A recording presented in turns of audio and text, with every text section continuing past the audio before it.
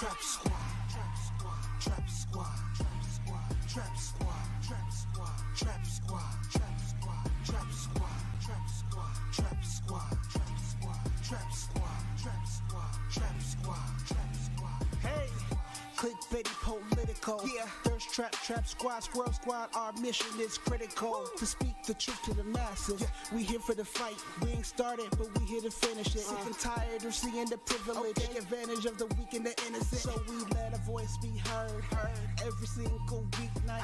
Unapologetic.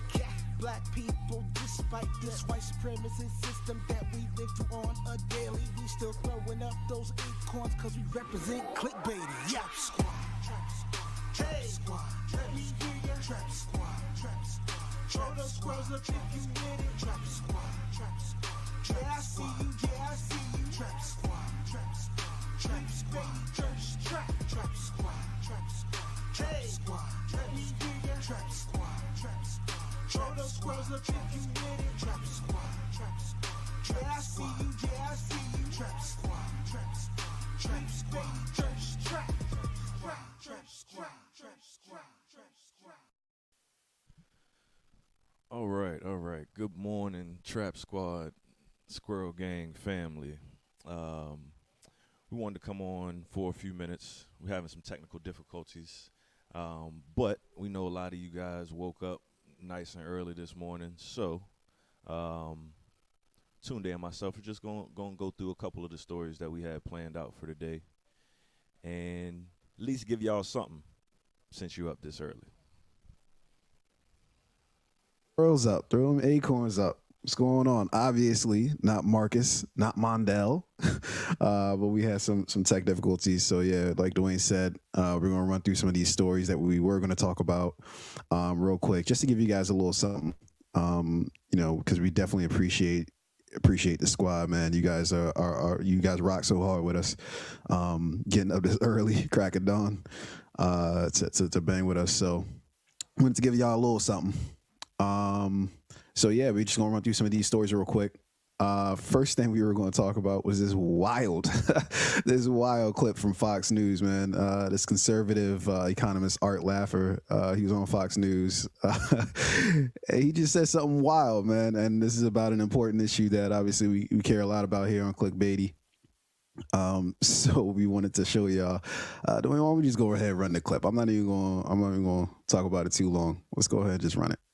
Okay, Austin wants to talk about the current McDonald's CEO, Kemzinski. He's noting that artificial intelligence technology has 85% accuracy with filling orders, with workers having to step in for approximately 1 in 5 orders. It's going to be a big leap, he says, to go from 10 restaurants to 14,000 restaurants. But there is no doubt they are working in that direction, Art. Yeah, for those people, Sandra, who are coming into the labor force brand fresh, not old-timers who've been around for a while, the poor, the minorities, the disenfranchised, those with less education, young people who haven't had the job experience, these people aren't worth $15 an hour in most cases. And so, therefore, when you have a $15 an hour minimum wage, they don't get that first job. They don't get the requisite skills to earn above the minimum wage. And after a few years, they become unemployable. And after becoming unemployable, they become hostile. And that what you'll find happening is this technology has created an underclass of people who are really just bid out of the labor market and will remain out of the labor market for most of their lives. And this, I think, is just a tragedy. I love the technology, but the technology is replacing the jobs for these people. And it's a killer. It's a killer for just the people who need the help the most. So that's one of those situations of tell them how you really feel. Well, so it's weird because on one hand, what he just said was fucking wild, and obviously it's Fox News, but I'm still somehow stunned that nobody batted an eye. Like he basically just said, people just aren't worth $15 an hour, period. And people were just like, yeah, no, for sure. Like they're just definitely not worth $15, which is like that's probably somebody in your family that he's talking about, right? Like, and I'm talking about the host on who was there with him. Well, I That's don't. somebody who like that's like your cousin, or that's like your aunt, or that's like your, you know what I mean? Like not everybody in your family's fucking balling. So he's telling the people in your family aren't worth $15 an hour. I I don't give mean, a shit. it Yeah. could be, but I think it's more the fact that so most of those people with that kind of viewpoint and that take on things, they never had to really work for. They don't know what it's like to oh Yeah. I need to get this job because I got bills to pay. You know, most of them is handout babies, is silver spoon. You know what I mean? So it's like, Yeah. you know, we Yeah. always knew that's how they really felt, but it's just become more and more brazen over the years. It's like, you know, we can Yeah, we for can shit on these guys because what are they gonna do about it? For sure, and Laffer, so he's actually known for trickle down economics. Like he's basically like kind of like the architect of that, and obviously that was made famous in the Reagan years. So it's no surprise that's how he feels, because he literally created the policy that basically said exactly that. Hey, you're not worth this money, and I'll pass down to you the money that that we feel like you should have. Exactly. I mean, and I think a bigger part of it is for too long, the disenfranchised, the underappreciated, have been used to people telling them what they're worth, instead of we should know our worth. We should know what we should be able to command, and not listen to what the white man tells us that oh no, you just go pick this cotton and take this $7 an hour. Yeah, yeah. And what's crazy, man, is that along with what he actually, in a really fucked up way, he was saying something that was actually real in terms of like they were talking about automation and how it's going to take over people's jobs, and that he was saying like, yo, that's not going to be something that works. So on one hand, he was saying something that was true. The other hand, he was saying something that was fucking just wild and crazy. And it's just like, all right, well, we'll just put that one in the L column, because what he said that was crazy was just way too crazy for him to be even heard on the other shit. So, so yeah, I'm sorry, go ahead. No. I just wanted to real quick again let everybody know. Thank you to the 42 people that are here. We were having some technical difficulties this morning. So as you all can tell, we are not Marcus and Mondale. But we just wanted to make sure we ran through a couple of the stories that we had planned for this morning, since a lot of y'all got up real early to stick it out with us. So the fellas sure. will be on Tuesday. Just like I said, we had some technical difficulties this morning. For sure. So the next story we were going to go over was Biden announcing that he plans to give 500 million COVID vaccines doses to countries who are in need. So I guess he's going to announce this at the G7 summit. Were you about to say something, Dory? No, I was just going to say, yeah, like you said, Biden arrived yesterday for the G7, and the reports are that he's going to make this announcement today. It'll be 500 million COVID vaccine doses that'll be distributed to low-income countries, plus the African Union. It'll be distributed through COVAX, which is a humanitarian aid program that's run by the WHO. And supposed to be 200 million this year and 300 million next year. When I was looking at this story yesterday, Tunde, I was like, oh, Biden is Robin Hood. That's the first thought that I had. Yeah. Yeah, I don't know, man. I don't know if I'm feeling this right here. Like, obviously, it's a good thing that we're giving 500 million in COVID vaccines to countries in need, but it's just like the U.S., right? Like, are we not benevolent? Are we not gracious? In that we're giving these. It's like, well, just give them the fucking basically release the patents for all of these vaccines. So these countries, the ones who can potentially start making the vaccine themselves, make it, so that they don't have to fucking wait on us to, be gracious enough to give it to them. So, on one hand, it's a good thing, but on the other hand, and I obviously understand that, like, even just like making the whole vaccine, there's a whole, it's a whole fucking process, right? Like, you actually have to have like the facilities and shit in order to do it, yada yada.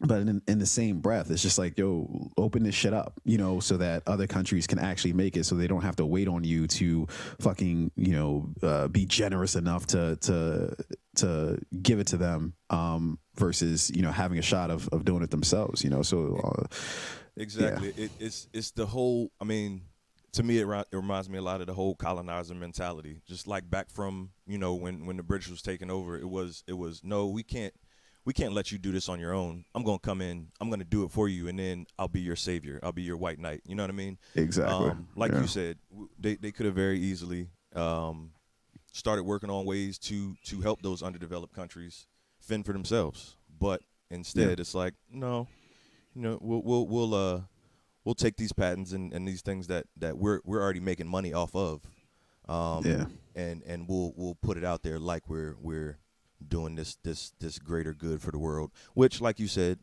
it's good that some of these countries are getting the vaccines that they need, but it could have been handled a lot differently. Yeah, for sure. These cicadas right now, they don't feel that shit too. That's why they tried to get Biden yesterday. I know you saw. I did. The cicadas was trying to take out the Air Force One. They almost took it out. Yo, but hold on. Since you mentioned the cicadas, them motherfuckers are disrespectful as hell, yo. Like I walk out the house and it's almost like the rapture is coming back, and it's like, yo, what is going on outside?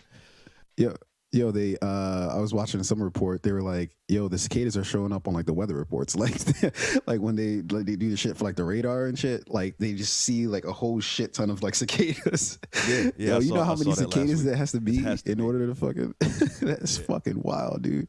But yeah, I guess we could just be thankful, that both they're giving the vaccine as well as Biden made it up the steps without incident. So so maybe I guess let's count our blessings there. At minimum, I guess they're doing that. So obviously they can be doing a lot more, but fuck it. Right. Yeah, I don't want to shit on Biden too much, but I saw.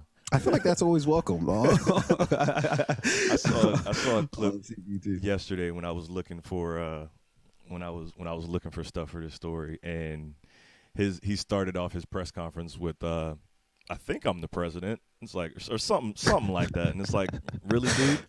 Really? Yeah, he's struggling. It's all right. He's struggling. We knew that in the primary, right? Like it's not like it's a big fucking mystery.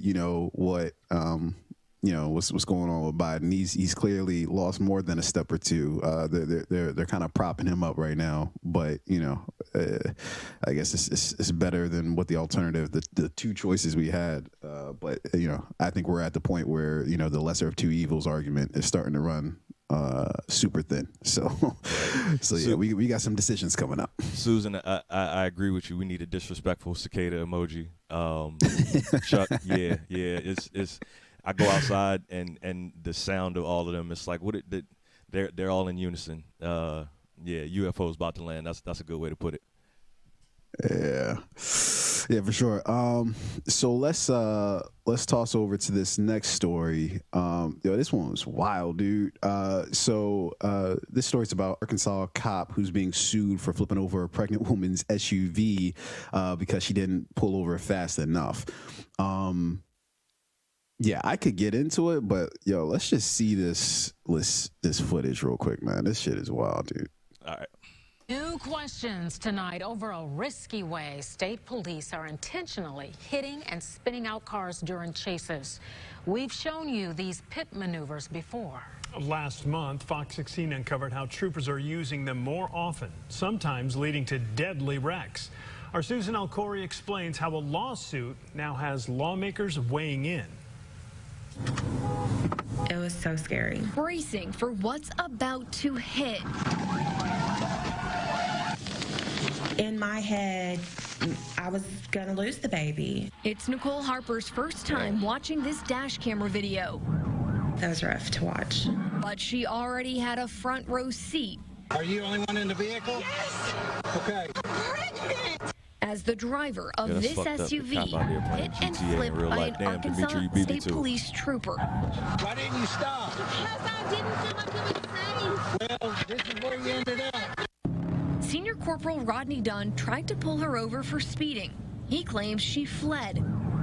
Less than 2 minutes after his blue lights went on, he used a pit maneuver, a risky way troopers hit and spin out cars to end chases. I thought it would be safer to wait until the exit. No, ma'am, you should pull over when law enforcement stops you. In daylight, it's easier to see the smaller shoulder on this stretch of I-67-167 where the crash happened. But less than a mile down the road, the shoulder widens, and there's the next exit. Were you fleeing in this case? No, I slowed down. A few more seconds, and none of this would have happened.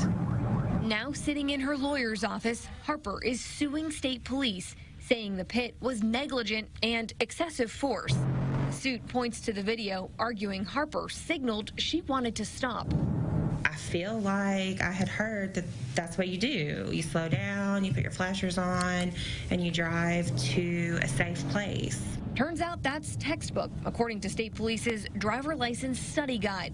Under what to do when you're stopped, number 1 says to use emergency flashers to indicate to the officer that you are seeking a safe place to stop. No, we don't anticipate vehicles rolling over, nor do we want that to happen. All you had to do was slow down and stop.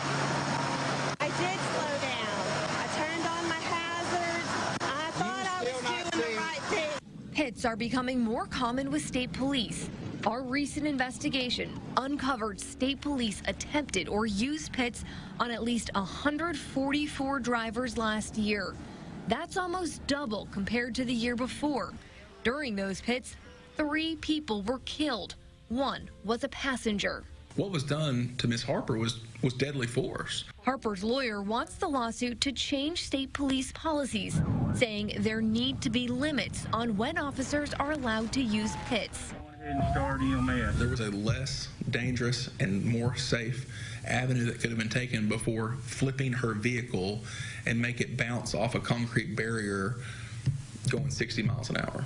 We've tried to talk to state police about what happened here and about pits in general. The department isn't talking and sent a statement saying it's up to the driver to stop. But this is a road some lawmakers at the Capitol want to go down. I think it will probably be appropriate that we have a committee hearing to look at this. Senator Bob Ballinger is one of the leaders of a joint committee that oversees state police. Find out how we're using it, what type of training, what type of limitations we have, and what are the justifications for the increased usage of it. We showed him what happened to Harper. The facts you reported, it seems like that it was highly inappropriate to utilize the pit maneuver there. He wants answers from state police and a full picture of what's going on. At this point, I don't know if state police is not doing everything correct. But at the same time, we don't want to kill them for running a red light or for fleeing, for that matter, if we can avoid doing that. Other lawmakers on the committee say troopers shouldn't be questioned. At the end of the day, when somebody is fleeing, I will never question the method a police officer uses to stop them. I don't care if it's 60 miles an hour. I don't care if it's 100 miles an hour. I want them stopped as soon as possible and taken off our streets. Harper doesn't need to see the video to keep replaying what happened.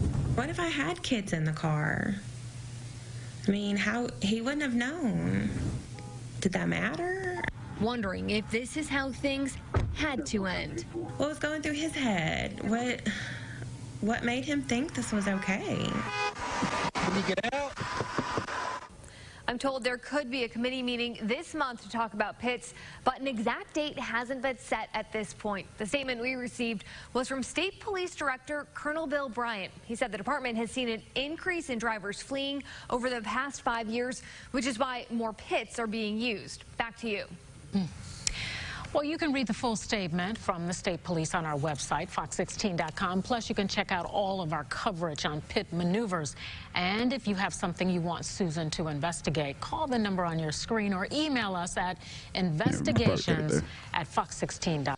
So yeah, before we talk about this real quick, Tunde, I just wanted to for the people that just joining us, we're having some technical difficulties this morning. So as you can obviously tell, we are not Marcus and Mondale. This is Dwayne and Tunde.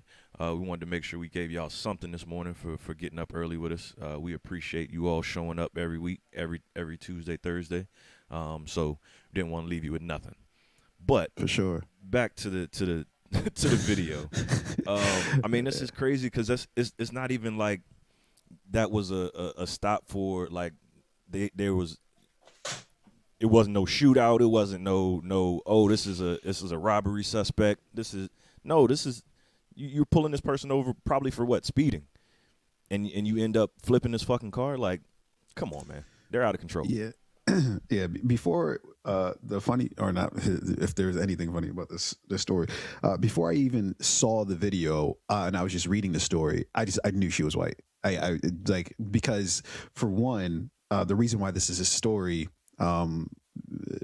because if she wasn't white, they could do something like, oh, well, I don't know, she was speeding too much. Person had drugs in their car, right? Or they had drugs in their system, or we had warrants out for that. There would have been something to like diminish the fact that some sort of qualifier to fucking like diminish the fucking insanity that is this story.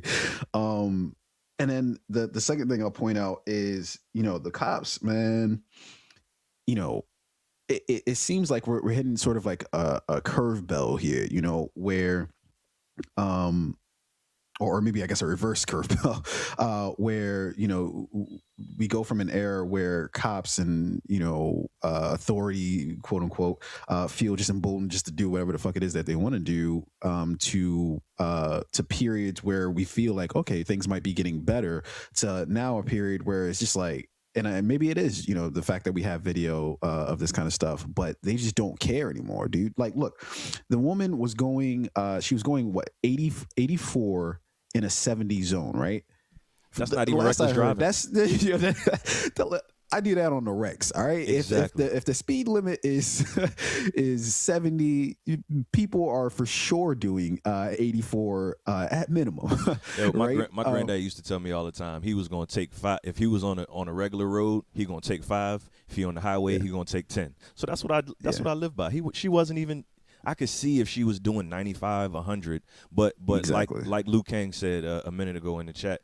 They saw this truck, this nice looking truck with tinted windows, and they thought they was gonna get them a drug dealer, or what I mean. Exactly. So they didn't know what was going on. Yeah. But like you said, man, it's. I don't think it's anything new. I think it's just the fact that with all the social media and all the cameras and everything, and it's just we seeing it more on the regular. Like, this has always been happening, but it was so much easier to cover up when there wasn't a camera on everybody's phone. The media wasn't all over it, so right. And so what kind of stunned me was that the cop flipped the entire vehicle, right?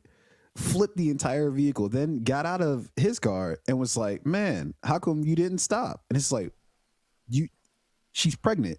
You flipped her vehicle, and you're trying to basically say it's her fault, right? And then a little later in the clip, they showed the safety guidelines for being pulled over. It's like, hey, put on your hazards, slow down, try to get to a safe place. And like they just said, there was an exit coming up. There was some area on the side of the road coming up, and he could have clearly just waited. And she was doing the right thing. So obviously, it looks like the officer doesn't know what the hell he's doing. And the first thing, like you said, is, why didn't you stop? I didn't feel safe. And then he's gonna say, well, this is where you ended up. So it's like, yeah. I don't care that you're pregnant. I don't care that I just flipped your fucking car over and you could be dead. This is your fault. Like, you deserve it. Yeah, and like the craziest part about it, man, is that like, like she slowed down, had her hazards on. Like, if somebody's trying to get away from you, that's not. I don't think that's. I don't think that's the protocol for fleeing, is to slow down and put your hazards on because you think you're gonna somehow get away with that. Like, and then what was even more stunning, man, is that then you have, I don't know, it was like a representative, I guess, of the police department or whatever. He was like, "Look, I don't care. We'll do whatever whatever it takes, to get that car off the road." Yeah, I mean that's basically just like the cops have full license to do literally anything that they want. Like that's what he's effectively saying there. That it doesn't matter what the scenario. Like, look, the woman, from what I understand, she went there. There was a way. There was a section on the highway that they were on where there was no like shoulder. So she couldn't even like pull over. Like in the clip that we're seeing, I think you see that there's at least a little bit of a shoulder there, but apparently there wasn't. And she was just trying to get past that whole part, and there was an exit coming up. She was like, boom, I'll just take the exit, we'll get off and we'll be safe. So it's just like you're telling the officer, hey, don't use your brain, don't use your mind to distinguish between one thing or the other.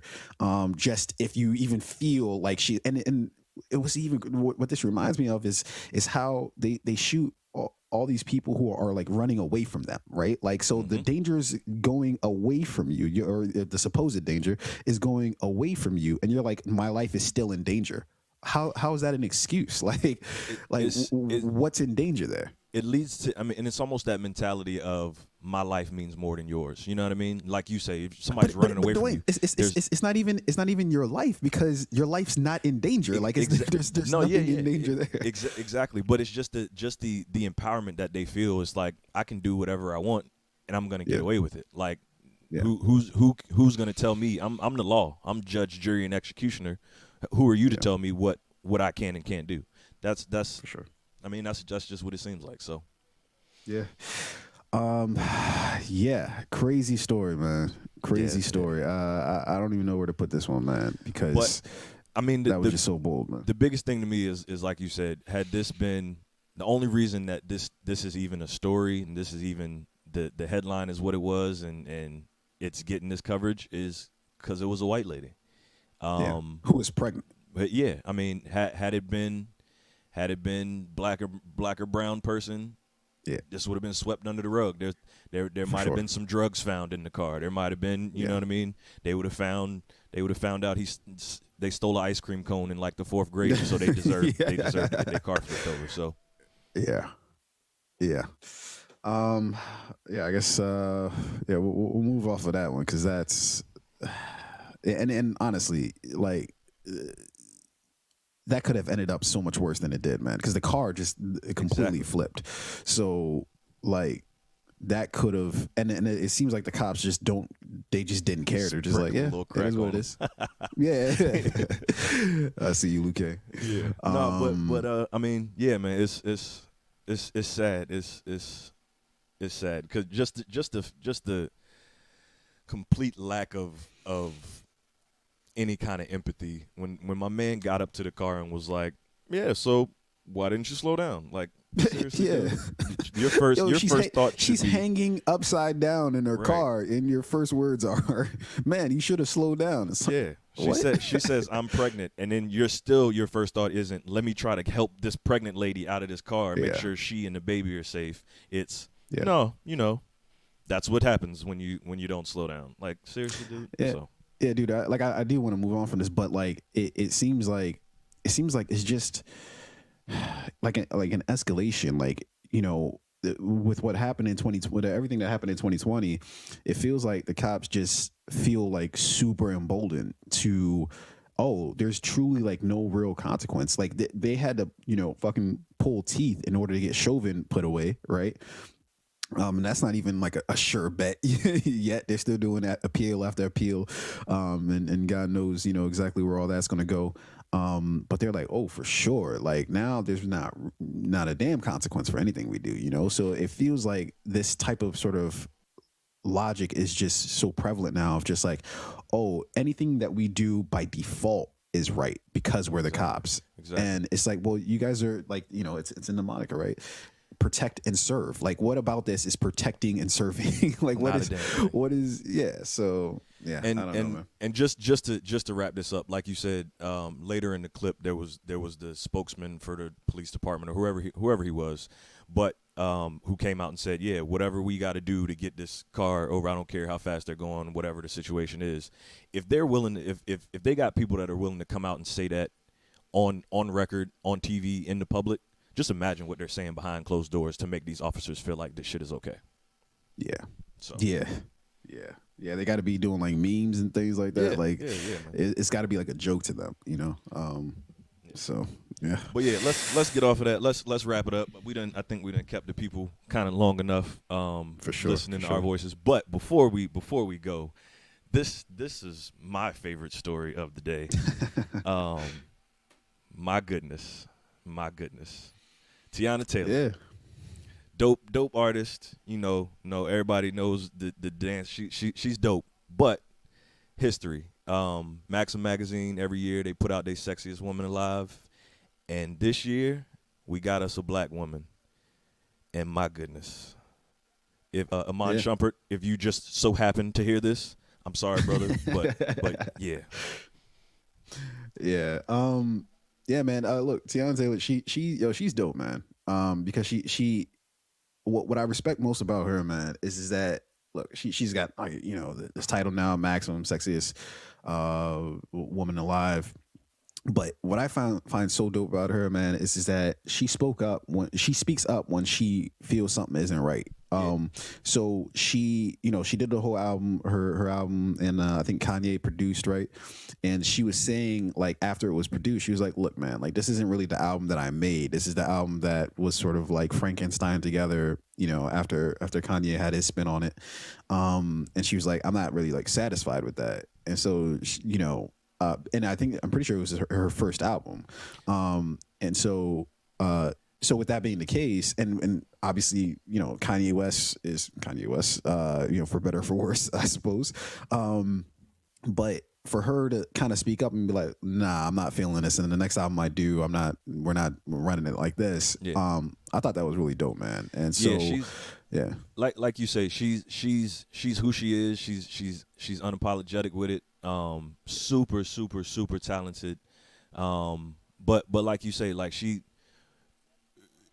not afraid to speak up for herself and advocate for herself. Like she knew she was under contract with that Kanye album, like you said. So she was like, okay, we're gonna go ahead and get this out, and then turn right back around. I think it was 6-7 months later, and put out a fire album. Like so, yeah. So yeah, she and I'm a big fan of her and Amon Shumpert together. Like they.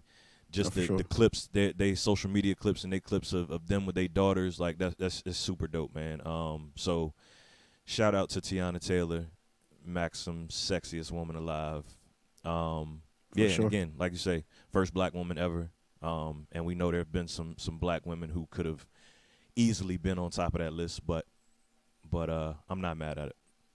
No, for sure, man. Title well deserved. Hopefully she holds it for a while, you know what I mean? But yeah, man. Let's hop out of here, man. Again, real quick to the 91 of you that are watching, we appreciate you so much. I know Marcus and Mondale feel the same way. Again, we had some technical difficulties this morning, but we didn't want to leave you guys with anything. We were contemplating rerunning Tuesday's show, but it's like, you know what? We got the stories lined up. We might as well talk to the people for a few minutes. So for sure. I'm Dwayne, and go ahead, Tunde. Well, I was gonna say, man, we can't tell you guys enough how much we appreciate you. Changing, the time changed on y'all real quick. We went from being, at night every day of the week to Tuesdays and Thursdays at 6:45 a.m. And you guys still rock with us. And that means the world to us. Obviously with Marcus and Mondale, but to us too. Me being Tunde and Dwayne as well. So we appreciate you guys so much, man. That's why we wanted to give you guys at least a little something this morning to go with. We will be back next week, Tuesday, 6:45 a.m. And we hope to see y'all there. And of course, Marcus and Mondale will be here, and we'll continue to rock it out. Yeah, man. Y'all have a good day, good weekend, and we'll see all of y'all on Tuesday. Sure. Damn, that didn't play the way it was supposed to. Trap squad, trap squad, trap squad, trap squad, trap squad, trap squad, trap squad, trap squad, trap squad, trap squad, trap squad, trap squad, trap squad, trap squad. Hey, clickbaity, political. Yeah, thirst trap, trap squad, squirrel squad. Our mission is critical to speak the truth to the masses. We here for the fight. We ain't started, but we here to finish it. Sick and tired of seeing the privilege, take advantage of the weak and the innocent. So we let our voice be heard every single weeknight. Unapologetic. Black people, despite this white supremacist system that we live through on a daily, we still throwing up those acorns cause we represent clickbaity. Trap squad, trap squad, trap squad. Let me hear ya. Trap squad, trap squad. Throw those squirrels up if you with it. Trap squad, trap squad. Yeah, I see you, yeah, I see you. Trap squad, trap squad. Clickbaity, church, trap squad, trap squad, trap squad. Let me hear ya. Trap squad, trap squad. Throw those squirrels up if you with it. Trap squad, trap squad. Yeah, I see you, yeah, I see you. Trap squad, trap squad. Trap squad, church, trap squad.